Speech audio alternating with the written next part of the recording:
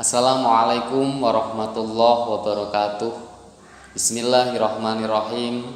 Alhamdulillahirabbil alamin. Allahumma sholli ala sayyidina Muhammad wa ala ali sayyidina Muhammad. Amma ba'du. Alhamdulillah anak-anakku semuanya, semoga masih dalam keadaan sehat walafiat, selalu dalam lindungan Allah, dijauhkan dari bala. Pertemuan kali ini kita akan meneruskan pelajaran kita hadis kelas 10 ya, kitabnya Bulughul Maram. Yang pertemuan pertama dulu sudah pembukaan. Sekarang pertemuan ini kita akan masuk kepada bab yang pertama. Baiklah anak-anakku, untuk memulai kajian pada hari ini kita membaca basmalah bersama-sama. Bismillahirrahmanirrahim. Bismillahirrahmanirrahim. Qolal mu'allifu rahimahullahu ta'ala wa nafa'ana bihi wa bi ulumihi fid dharaini amin ya rabbal alamin. Rabbi shrah li sadri wa yassir li amri wahlul 'uqdatam min lisani yafqahu qawli amin. Kitab Thaharah ya, yang pertama. Kitab Thaharati, kitab menerangkan tentang bersuci. Atau haroh atau bersuci itu ada dua arti. Kalau secara bahasa toharoh itu berarti an-nadhofah atau bersih ya. Sedangkan menurut istilah toharoh itu adalah menghilangkan hadas dan juga najis. Jadi disingkat saja at-toharoh menjadi bersuci. Jadi kalau dari dua arti tadi, bersih, hilang najisnya dan juga hilang hadasnya. Walaupun ada yang berarti kalau bersih itu belum tentu saja suci, iya betul.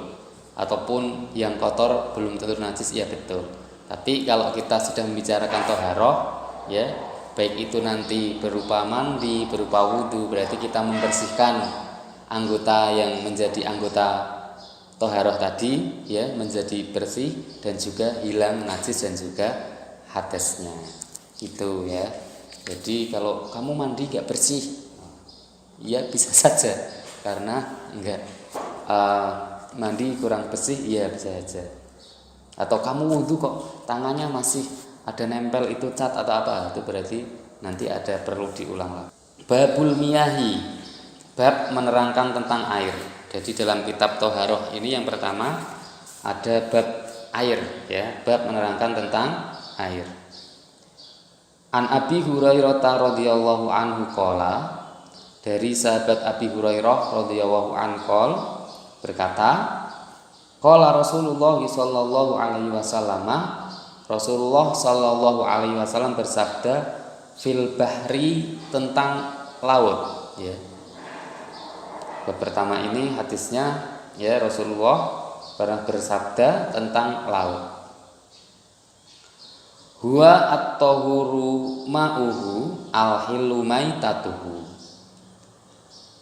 Laut itu at-tahuru ma'uhu, suci dan mensucikan airnya. Al-hillu maitatuhu, dan halal bangkainya. Ya, tentu saja pengecualian ya.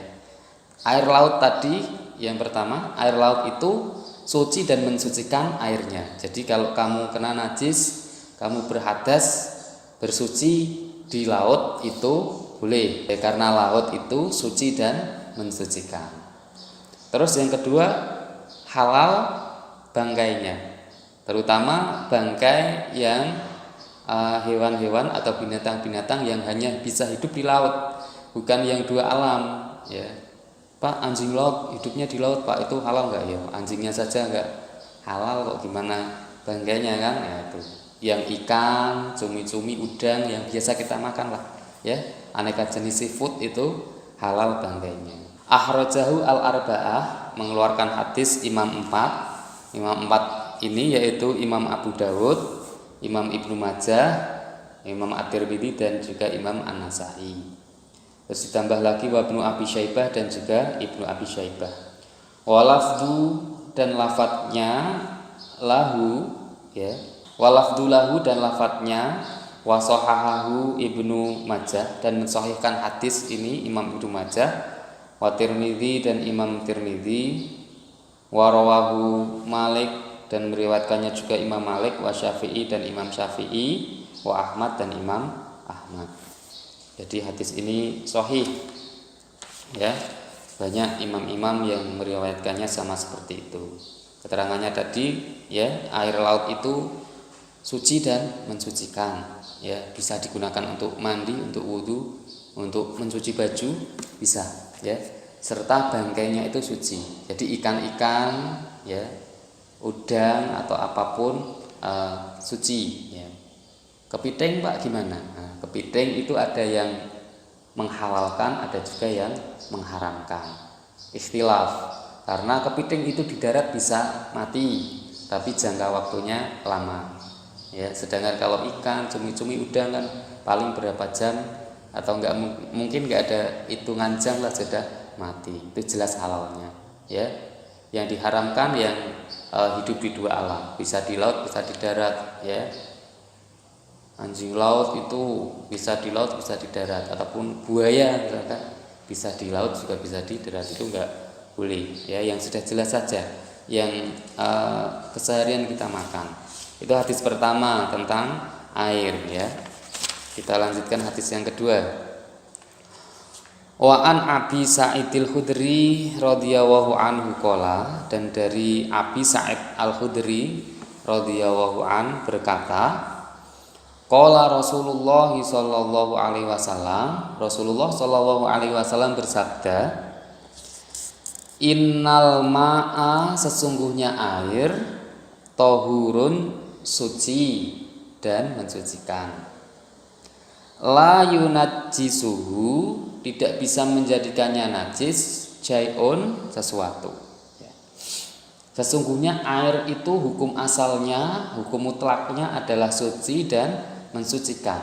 Jadi yang bisa kita gunakan untuk bersuci itu air yang mutlak, yang asli sebetulnya. La yunajjisuhu syai'un, tidak ada yang bisa menjadikan najisnya sesuatu. Akhrajahus salasah wa shahahahu Ahmad. Mengeluarkan hadis ini Imam 3 dan juga mensahihkannya adalah Imam Ahmad.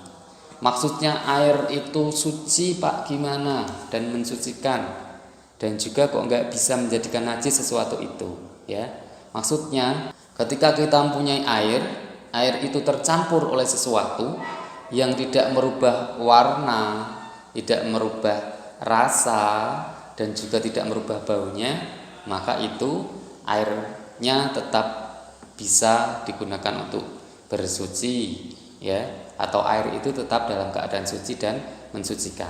Nanti itu diterangkan di hadis yang berikutnya nanti, ya. Karena yang kita tahu Pak, berarti semua air itu tidak akan menjadi najis, enggak. Ada qaydnya nanti, ya. Ada sebabnya nanti. Yang jika tidak berubah warna, rasa ataupun baunya, nanti di hadis berikutnya diterangkan. Ya, langsung menyambung saja biar keterangannya jelas, ya.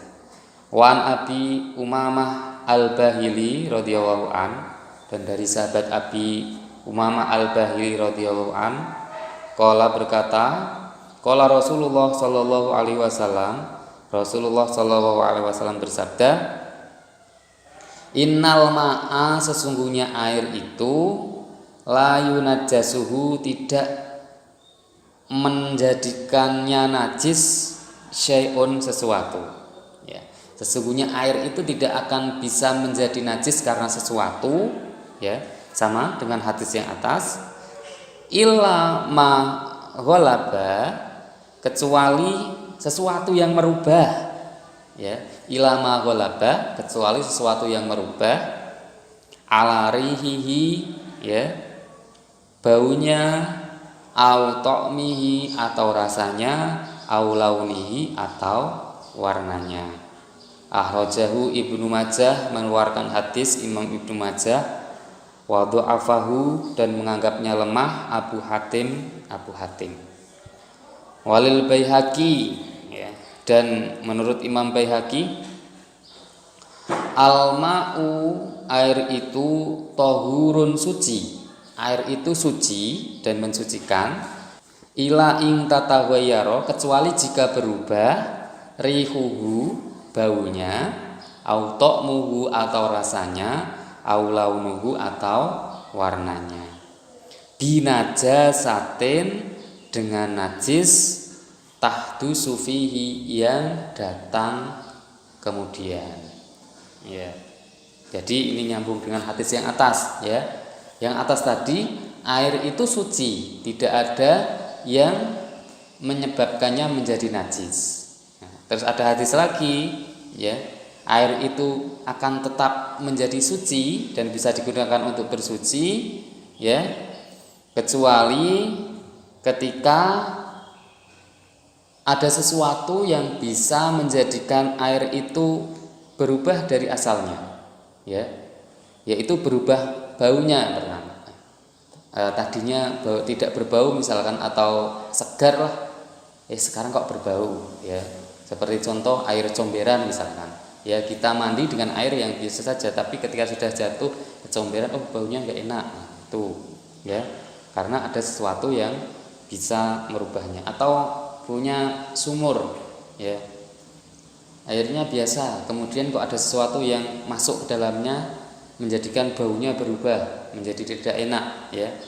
Sumur itu kemasukan bangkai misalkan, ya, sehingga airnya baunya berubah, atau berubah rasanya, ya, air itu kecampur oleh sesuatu sehingga berubah rasanya, aulanuhu, atau warnanya berubah, ya, yang biasanya dapat kita identifikasi terlebih dahulu, terutama berubah warnanya sama baunya biasanya kan yang berubah. Kalau rasanya mungkin kalau sudah tahu warnanya saja nggak bagus, baunya nggak enak, nah, mana mungkin mau merasakan itu kan, enggak, ya.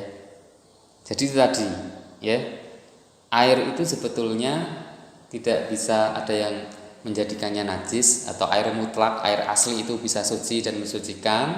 Contohnya air asli apa? Air hujan, air laut, ya, atau air sumur, air sumberan, ya. Kalau bahasa Jawanya itu air sumberan, itu air yang tok, ya. Itu, ya, air salju dan seterusnya. Hadis ini juga, ya, di riwayat yang lain oleh Imam Baihaqi disebutkan, al-ma'u tahurun ila ayataharihuhu au ta'muhu aw lanuhu binajasatin, ya, air itu tetap akan suci kecuali jika air itu berubah warnanya, berubah rasanya, berubah baunya, disebabkan karena air itu terkena najis, ya, seperti tadi, ya, air sumur ada bangkai di dalamnya, kemudian rasanya berubah, warnanya berubah. Atau air yang di comberan misalkan, ya, hukum asalnya airnya suci, tapi sudah digunakan untuk bersuci, kemudian kena najis, juga akan terkena najis. Karena nanti macam-macamnya air kan, ada air yang suci dan mensucikan. Air suci bisa digunakan untuk bersuci, bisa digunakan untuk berwudu, untuk mandi, menghilangkan hadas dan najis. Ya, air itu juga hanya yang suci saja, tidak bisa digunakan untuk bersuci. Yang contohnya air mustakmal, air yang sudah digunakan untuk berwudu atau mandi, itu tidak bisa digunakan untuk bersuci lagi, ya. Atau air yang mutlak tapi hanya suci, air kelapa kan, ya. Kamu punya perkebunan kelapa, terus airnya diambil, disaring, itu suci airnya, tapi tidak bisa digunakan untuk bersuci, ya. Atau air minuman lah, minuman Sprite, Fanta, itu boleh diminum karena suci, ya, tapi tidak bisa digunakan untuk mandi pakai Sprite misalnya, nggak bisa, ya. Atau air-air yang sudah tercampur oleh yang suci, contohnya air teh, air kopi. Terus ada air najis, ya, ataupun yang mutanajis, air yang di situ najis, tidak bisa digunakan, ya, tidak bisa dikonsumsi dan juga tidak bisa digunakan untuk bersuci, ya, air-air yang sudah terkena najis tadi. Termasuk air yang bagus tapi kemudian berubah rasa, warna dan baunya tadi sebab adanya najis, ya. Karena ada air yang berubah warna, bentuk dan rasanya bukan karena najis, ya, seperti yang Bapak sebutkan tadi. Air teh misalkan. Kamu buat teh itu airnya dicampur dengan serbuk teh. Itu kan bukan najis, ya. Bisa diminum. Air kopi dan seterusnya, ya. Baiklah anak-anakku, demikian penjelasan pada kajian kali ini. Kita ada 3 hadis tadi yang sudah dipelajari tentang air tadi. Semoga kalian memperhatikan, kalian bisa memahami dan menjadikan ilmu yang lebih bermanfaat lagi. Kita lanjutkan kajian hadis ini pada pertemuan berikutnya. Tetap semangat belajar. Mohon maaf jika ada kesalahan, kekurangan dari Bapak. Saya akhiri. Assalamualaikum warahmatullahi wabarakatuh.